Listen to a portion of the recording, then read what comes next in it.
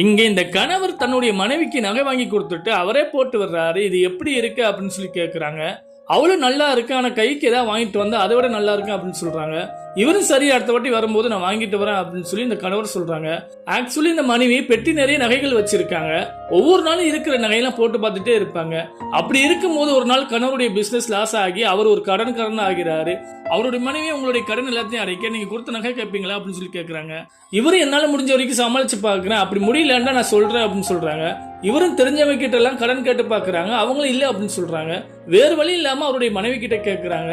அவளும் முடியாது அப்படின்னு சொல்லிட்டு நகை எல்லாத்தையும் பக்கத்துல வச்சிருக்காங்க. இவளும் முடியாதுன்னு சொல்லிட்டாலும் நினைச்சிட்டு கல்கத்தால இருக்கிற நண்பனை பார்க்க போறாங்க.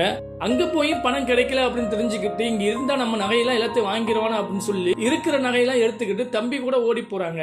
இருந்தாலும் அந்த தம்பிக்கு அந்த நகை மேல ஒரு கண்ணு. அவளை பார்த்து சாரி அப்படின்னு சொல்றான். மறுநாள் அந்த பெட்டி கரை ஒதுங்கி இருக்கு. போலீஸ்காரன் அந்த கணவர் கிட்ட கொடுக்கறான்.